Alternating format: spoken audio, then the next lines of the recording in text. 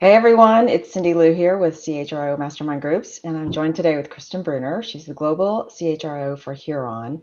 And I'm going to have Kristen tell you a little bit more about her background. But Kristen, I met, oh gosh, many years A ago, while a ago. while ago in the DFW area, and I just have been following her career and all the amazing things that she's doing in HR transformation. And so we caught up a little while ago, and I'm like, you know what, we've got to get you on so you can tell us more about this. So I think that the topics we're going to try to cover in the next 20 to 30 minutes is like about the HR transformation stories, just like the emphasis on your team, right? The HR team, Absolutely. solving business constraints, rebranding or branding the HR function, and setting that vision with your leaders. So if you've joined us this morning, feel free to drop a hello in the chat. And if you're excited, put an exclamation point behind that. We'd love to hear from you. So we actually don't know if anybody's on unless you say hello. So feel free to say hello as we're chatting. All right. So so Kristen, tell us a little bit about your background, a little bit about Huron to give us a little context. I will do that. And first, let me start with a thank you. It was so great to catch up, and it's so much fun to take the opportunity to do this as well. So, Cindy, thank you, and thank you to everyone that's joining us, and perhaps even rewatching this video. Let me start off with a little bit about Huron, and I'll say this is my first time ever working in professional services, and I so value our company's commitment to its people and the focus we have on purpose-driven work, which obviously, spending many years inside of a manufacturing and engineering firm, it's no surprise that that's a marked difference. Not that, of course, manufacturing doesn't do that, but we have a perspective that every night, right, our most important assets walk out the door, and that puts a very fine point on employee experience. And what I appreciate about working at Huron is we live that, we talk about that, we think about that, and it shows up in all the ways that we work through how work gets done and how leaders lead. And I think, Huron is really, I would say, sort of a mid-size, getting to a larger size, but we've got some major competitors. I don't know that we'll ever be the size of some of those. But we are a global professional services firm that collaborates broadly with clients in a number, right, of key industries. But we do work from strategy development to distressed business advisory, optimizing operations, people transformation, people coaching, digital transformation. We run the gamut. And what I love is we often call ourselves a startup at scale, which I think really captures our ethos. Yeah. And from a diversity perspective, we really believe that innovation comes from embracing different perspectives, encouraging new ideas around the world. We've got a global workforce, and challenging the status quo, that sort of underdog a little bit, coming in often against some of the bigger competitors that we have. Our client-facing team members work in a number of really incredibly important industries. So think healthcare, education and research, financial services, among others. Mhm. And they bring the best of Huron into the client organizations. And I'm super proud of what they've done in the 2 years worth of growth that we've been able to drive.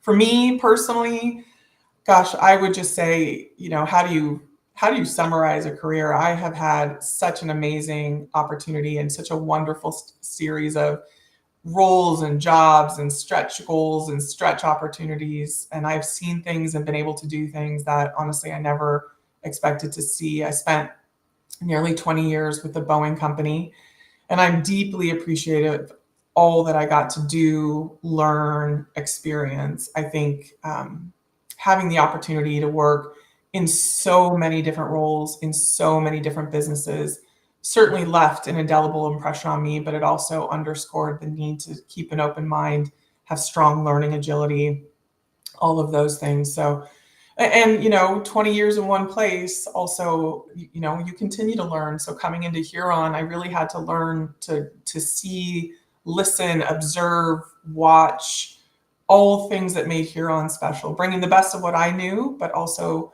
making sure I didn't have the hubris to think that I knew everything. So coming into this role, it was a lot about relationship building, keeping an open mind, bringing a fresh perspective, and all of those things. So, I think for me, learning that there isn't any right way to do things, there's just the best way for your organization has been invaluable as I transition into this great role. The fun fact I would maybe say is in this world of Hollywood squares and our online culture, I'm incredibly tall. Most people don't know that, and it can be a little jarring when they first meet me. I'm 6'3", and so I think in real life that can be one of those things that is sort of, whoa, I had no idea about you. So I thought I'd walk that in, given that we're virtual today. Right. Yeah, especially in the Zoom world. That's fun. Well, first of all, thanks you so much for joining and sharing your feedback. I wanted to say hello to a couple of folks, some folks here. Barbara, thanks for joining. Eric, Maggie, Elizabeth, Carlos, Becky, Terry. Hey, appreciate you guys joining. Makes us feel good that somebody is on the Absolutely. other end. It's really, it's also, I'm used to doing Zoom meetings where you can see everybody's faces, right? So the thing about working at a professional services firm, you're right. Like I grew up in professional services, so it is all about the people, right? There's no IP, there's no assets, physical assets. It's just about the people. And so um, I think that when you, it's like if you can make it in New York, you can make it anywhere. If you can make it in business and HR, right, you can make it anywhere. And it sounds like you have a really fortunate situation where your management team, your board, everybody really sort of gets the whole people agenda, right? And it really is about the people. So we can dive into that a little bit more as we go through today's discussion. I guess one of the so after running mastermind groups now for 9 years, I've observed some common things that we hear from CHROs that are not just successful, but like happily successful. You know what I mean? Like Yeah. you can go through the job or you can be happy. And I could just tell when we caught up how excited you are in your role. But one of the things is putting a great team together, right? Developing that team, nurturing that team. Tell me a little bit about your journey through transformation as it relates to your team. Yeah. I mean, look, it's all about the team. And if you don't get that right and you don't really plug in and understand what makes them tick and how to make them feel engaged and how to understand what's getting in their way, right? What's an accelerator? I think it's you're going to miss it. And I think it's such a nuanced question because for me, when you're onboarding, it's a different kind of engagement. It's really all about how do you listen, how do you observe, how do you learn, and then take action. You can't come in hot as you're onboarding into a new company or even into a new role in the same company.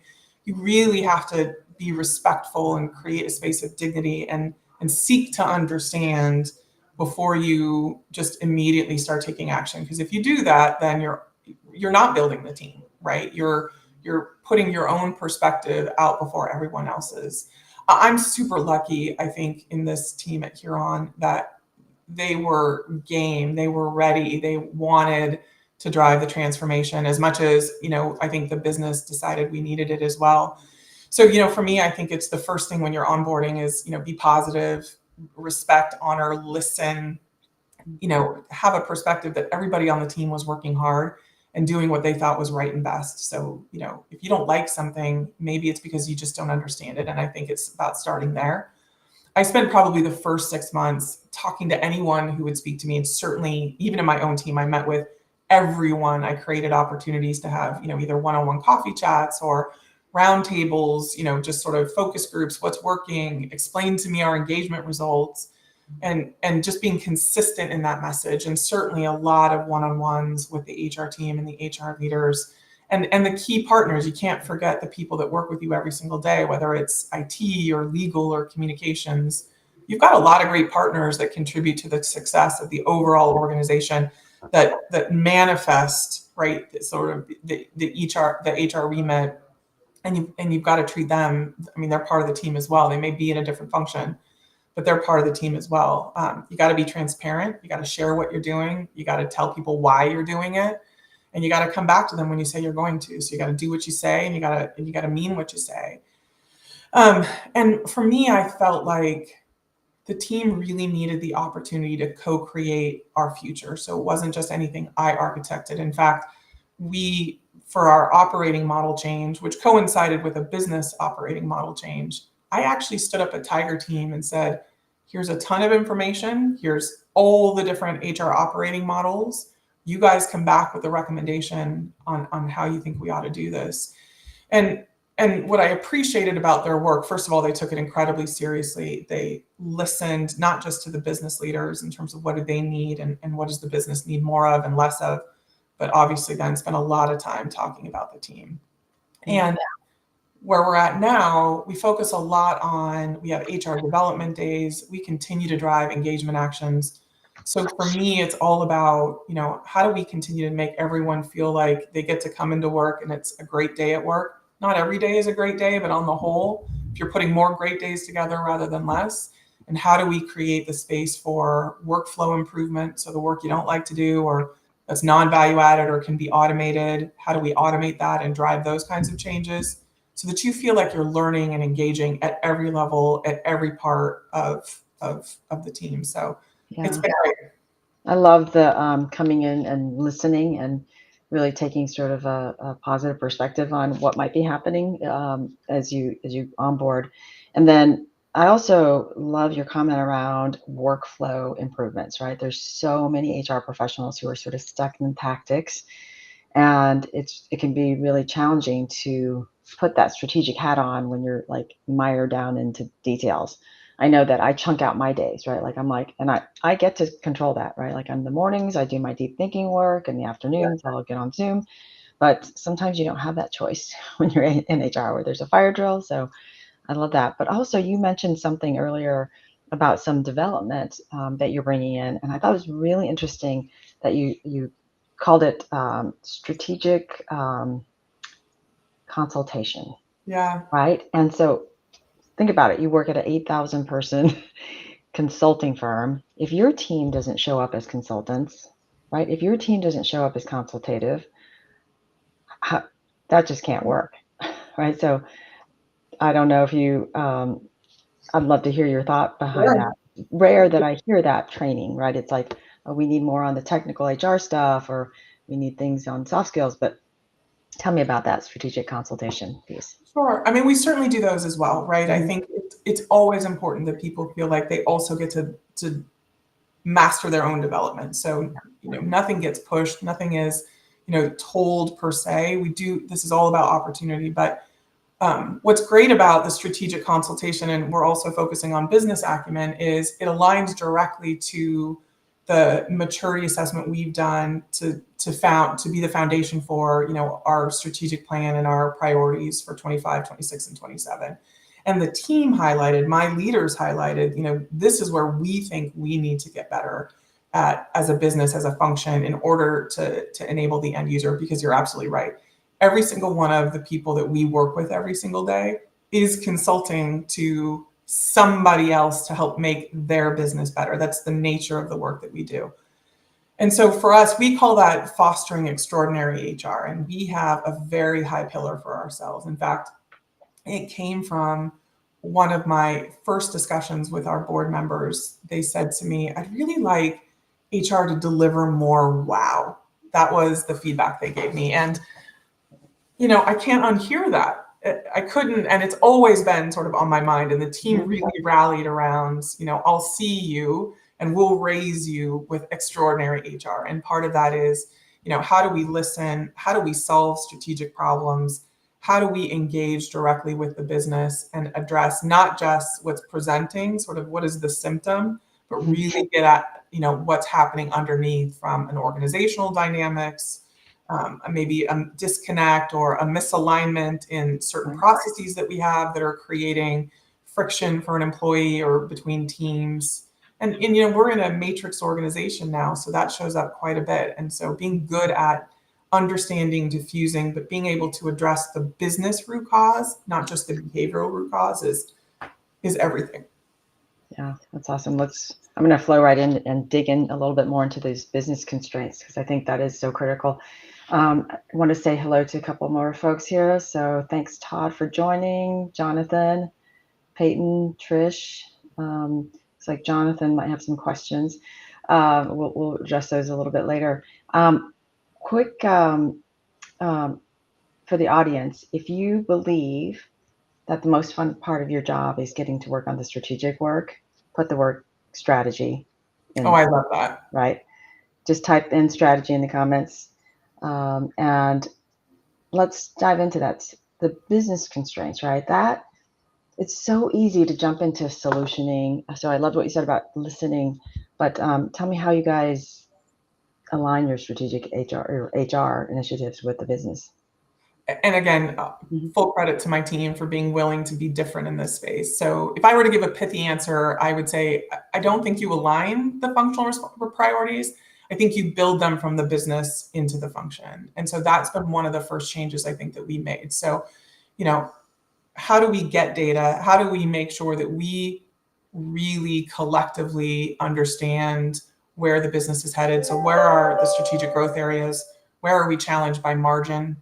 Well, what can we do about it? Where do we have talent challenges, or are we moving into a new region and we need some global expansion, a different approach to global expansion? So for us, that was all about taking, the smart, strong, amazing professionals I had, but really deploying more of them out into the business and getting that voice. So we start with the voice of the business. We start with, what does it mean to the business? Where are they headed? What are they challenged by? Where do they see gaps? Again, in the business plan. And our job then is to wrap our strategies to fill those gaps and work with others to do that. And one thing I would just say contextually is, when I started and strategically we knew this was on the roadmap, Huron was a relatively siloed organization, and our own structure reflected that. And so not only have we been transforming our own operating model, but we worked hard to create what we call a Team Huron ethos, which is a more heavily matrix structure. And so, we do a couple things, and I'm super proud of this. So our strategy leaders, our business leaders, our HR business leaders bring in the business strategy, and they highlight what's necessary. We spend a lot of time, and this can be messy, talking about what's a priority, what's needed, what's an accelerator, what's an enabler, what's a nice to have. We immediately move into collecting data. And data is my love language. My team knows this. Chocolate is too, but for the purpose of this, I think, we'll talk about data. What do we know? What's the baseline from last year? How do we know we've been successful? But you've got to really make sure that you're using data to get that insight, to create that foresight, and then define what action you're going to take. The other thing I'll just walk in is a couple just thoughts around, we spend a lot of time also doing maturity assessments. So for each part of our function, I invite all of the HR leaders and a pretty large group of senior leaders to, in fact, rate the maturity of our processes. And with that rating is also, what is the priority of that process? So not only are we rolling around in the business, but we're also getting direct feedback from the business in terms of, performance management. And I saw that in the chat, talent acquisition, coaching, development, all of the things. And we use that then to prioritize the work we do and how we invest and allocate resources.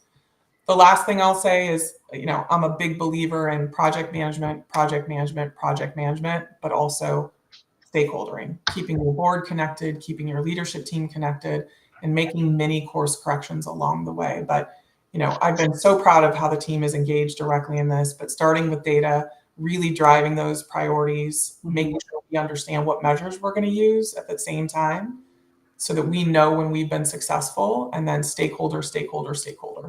Yeah, it sounds like a very similar process that most consulting firms would take.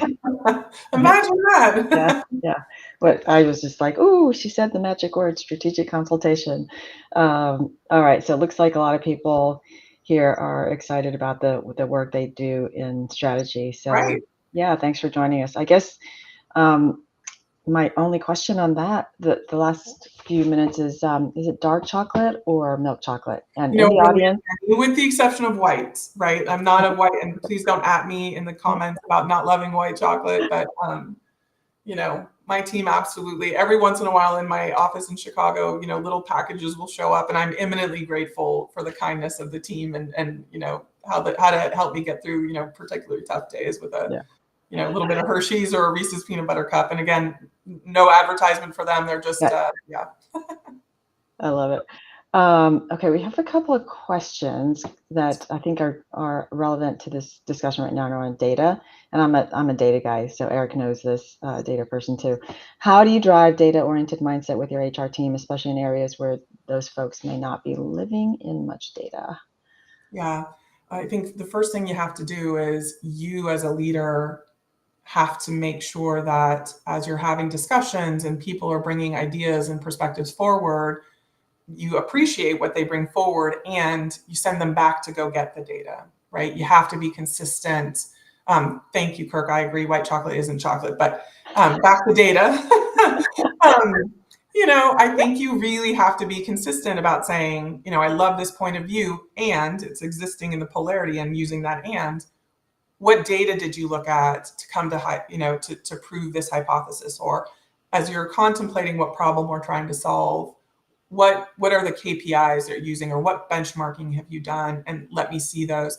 What I have found with the team is they very quickly, and they're very quick to say, I need some help with this, which I'm fine with. I love asking for help because I'd rather we deploy people that really, strongly understand data and really, bring that level of capability up. But for me, the team knows if we're talking about something or we're making a business case, I need to see the data. And if you don't have it, that's okay. We can talk qualitatively, but we won't and can't approve anything until we understand sort of the data and the quantitative nature of the elements behind it. Yeah, it's so interesting. And even though I'm a data person, I just actually am working with a coach and I was like, oh, this offering is not working. He's like, well, how many people have you actually talked to about it? And I'm like, a dozen. He's like, that's just not enough data, right? Like, so it's an emotional thing. And so being grounded in reality is something, you're right, Eric, that a lot of HR professionals really need to focus in on. So I love that. So, Kristen, I think one of the things that you've mentioned to me is just how your organization, because it's all people, it's all about people. Your leadership team gets it. You get to sit in on all the board meetings all day, 2 days, whatever it is. So you have that opportunity. But I'm curious, how did you establish the HR brand and vision early on? Because you get this first 90-day discussion, and I'm like, I feel like people make judgments much faster than that, right? About what kind of HR leader you are. And I'm just curious your personal experience with sort of setting that vision and brand for the HR function. And you talked about extraordinary HR, but what was that process like? As I mentioned, when I was initially stakeholdering and joining the company, I was anyone who would listen, I would talk to. And, I routinely heard, and again, strong foundation, great people on the team, needed a consistent, cohesive, like, what are we delivering and what is the North Star for the function? Where should they expect us to play? And again, that discussion with one of my board members in terms of delivering more wow really sat with me. And so our ethos, our aspiration is that we deliver solutions that are so good, our client-facing team members want to sell it. So that's the aspiration that we actually hold ourselves, which is great. I know, right? It's crazy, right? But we're doing it. So, we are starting to spend some time in client-facing engagements, explaining how we're using certain products or we're engaging internally to continue to level ourselves up. And so I think really setting that North Star for yourself, that, that aspirational target, and then you got to be it. You got to walk it every day. You got to use the data. You've got to manifest and really represent in every single briefing, every single communication that goes out. It's got to be on message. It's got to speak to your EVP. It's got to be aligned to what we're doing, and it's got to speak from the voice of the end user who is receiving the communications, right? Who is receiving the information from us, rather than what do we as a function want to say. And I think that's an important discernment, because often we write communications functionally that explain a process, but don't articulate what we want and expect of leaders and employees in the process and what we want them to be able to achieve, which ultimately for our leaders is being the best version of themselves in performance, in comp, in talent, in all of these things. So So that's where we've been focusing our time. Or what are our artifacts? What are we communicating? How do we show up? And how do we make sure that what we're delivering looks as good or better, to the extent we can get it, as what we would deliver to a client? So, and that's all from the team, right? That's the we'll show you sort of spirit and ethos of my team, which I'm here for that. Like, I'm incredibly competitive, so I love that. Okay, I'm so fired up about creating solutions that are so good that your client, that your consultants want to deliver it to their clients. It's amazing. That's so good. Like, I don't think that's that far of a reach for you guys. It's good. I've known about companies like we started a company in Milwaukee many decades ago, and this one organization was just known for great talent. And something happened to the organization, and I was able to hire a bunch of their people, right? So they just had amazing talent. Well, as it turns out, they also were a feeder system to the business. Like, they had such amazing talent in HR, and sometimes I'm like, you know what? The CHROs need to think about that, right? Like, how could you be a potential feeder system to the organization too? All right, so I'm going to ask you for some, just like any other advice you might give folks. And I know we only have 5 minutes here, but if you guys have any other questions, put it in the chat. For our members, I'll make sure that we get that into our community group as well. But what's the advice that you would want to give to other CHROs and maybe CEOs? Yeah, I would say, number one, do the hard things, right? As you're coming up in your career, take the hard jobs, push yourself into spaces that maybe aren't quite as comfortable. I think, as I reflect on my career, and certainly, my time in previous organizations, as I mentioned when I started, I got to do things and work in spaces and on products and solving problems, M&As, that I never thought I would do. And as I sit here and reflect now, it has served me so well in terms of, oh, I've done that, or I know someone who can help me with that, whether it's the network or your own body of experience. I would just say, sometimes take the hard path, right? Do the things that maybe scare you a little bit. Do the things that, to your point, maybe take a business rotation. Maybe take a role or In start compensation. coaching space, right? Like, do the thing that sort of scares you a little bit, because it only helps you be stronger, better, more agile, more, panoramic in your perspective. And I would say, for CEOs, make sure that you're really hiring an HR partner who can do all of those things with and for you, right? They should be able to understand the panorama of the business, and not, again, they're not going to be your best seller, but they're the couch that you get to lay on. So you need to have someone beyond just your CFO who can also help you sort of run the organization and understand its dynamics and what we're trying to achieve overall. Yeah. So that would be my learning from the years. Right. Well, Kristen, thank you so much for joining us today. And for those of you who love these kinds of conversations and would actually like to interact with our speakers live on Zoom, we have this thing called CHRO Mastermind Groups. So would love for you guys, if you're interested, ping me on LinkedIn, and let's have a conversation.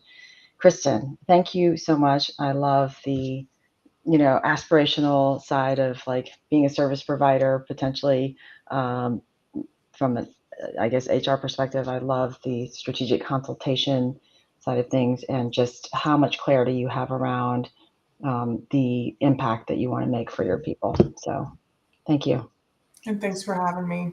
All right. Thanks everybody for joining. Make sure you give Kristen a thumbs up and a thank you in the chat.